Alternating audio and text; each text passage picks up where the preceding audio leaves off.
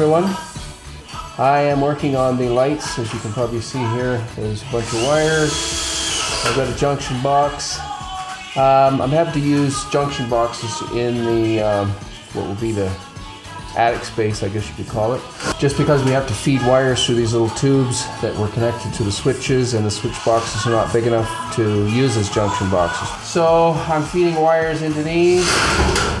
My wire is flexible wire rather than the solid cable that I'm used to.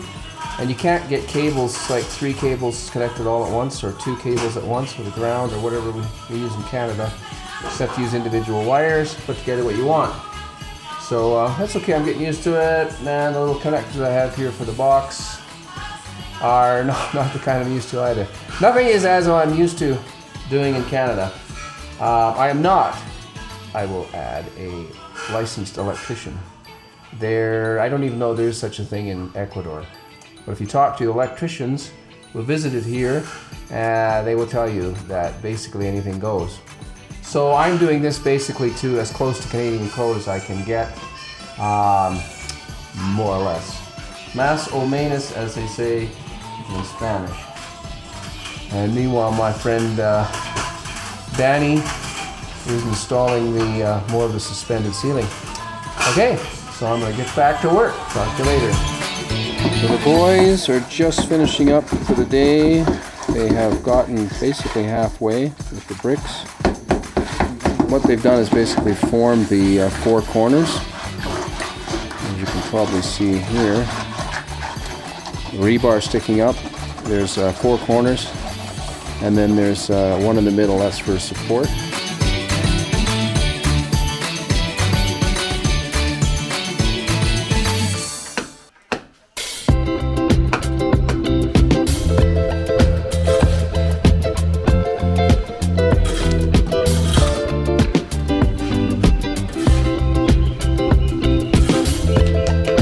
So as you can see here, we have a large hole in one of the interior walls. It looked like the wall had gotten wet, but we couldn't see any evidence of a leak up in the roof. There's no evidence of any water there at all.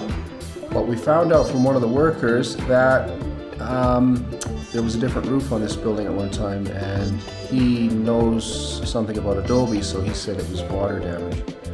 So what we've done is our worker Danny has removed all the old bricks from this spot. So that's just another one of the projects that we have to do here on this house. As we kind of go through it, we find a lot more things, but we are making progress. Haven't been able to videotape all of it, but I am working on the electrical. We're working on the bathroom at the back. We'll give you a summary in a couple of days. We are finding out, however, that the cost of the materials here, especially metal, aluminum, steel, and reinforcement, is really expensive. More expensive, I think, than we've expected. Some of the guys here have said that the prices have doubled in the last 6 months or a year. So that's just the way things are. Can't really help it now. We're into it big time. Okay, we'll talk to you real soon. Well, we have been in Loja for a couple of days, and while we were there, we have been working on the cistern. We have created a ring of rebar, and we have to put basically a cross both directions across the middle where you can see that plank. And that will support the cover of the cistern. And then at the back, we're also going to build a little short wall there to prevent the water from this road from coming in. I should mention also that they're preparing the inside of the cistern. They're going to seal it, and then they're eventually going to put ceramic tiles on there. So that's what they've been doing on the outside. Happy to see that progress.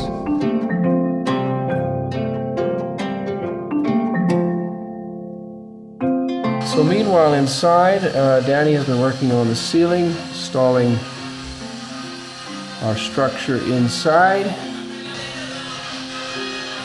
And he's also been working in this room.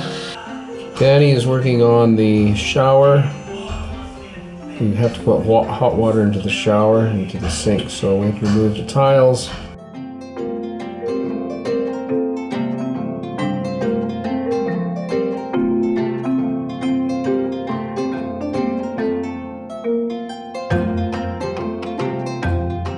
So they have been working on the driveway, I guess you could call it.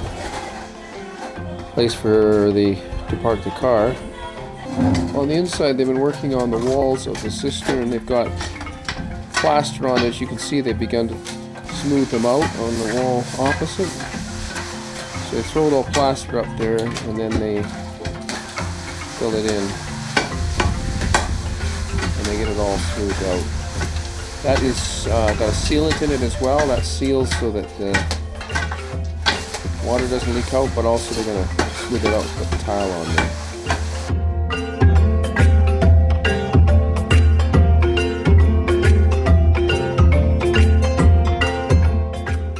So I'm standing inside what is our cistern.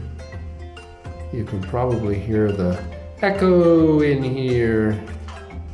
Anyways, the walls are very, very smooth. There's a little place in the bottom here. This is for the, this is the lowest point, so that the dirt and grime all collects there.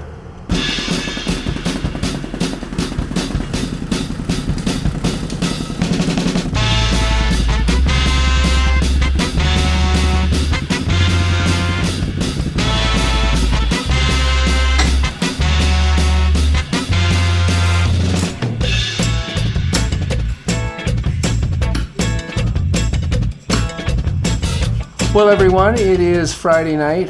Another week has gone by. Hard to believe. We've gotten a lot done. Not just me, but my crew here. So behind me is the preparation that they've done for the driveway we're going to park the car, and the cistern. They put a scaffolding in so that they can pour the cement, which will cover the cistern, and the lid be the lid itself, as well as the driveway. They're going to do that all in one pour. We also managed to string some wire, Danny and I, from the small panel that's in the kitchen through all of the bedrooms down to the last one. Actually went really well. We strung 4 cables through those little tiny tubes.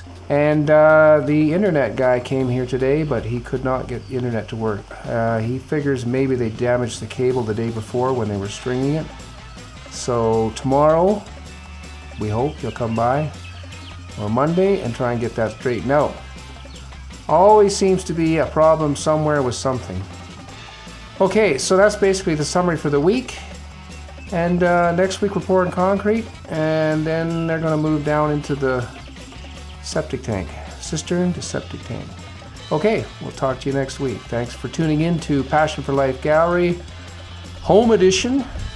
Stay tuned to see what happens next. Talk to you later. Thanks for watching.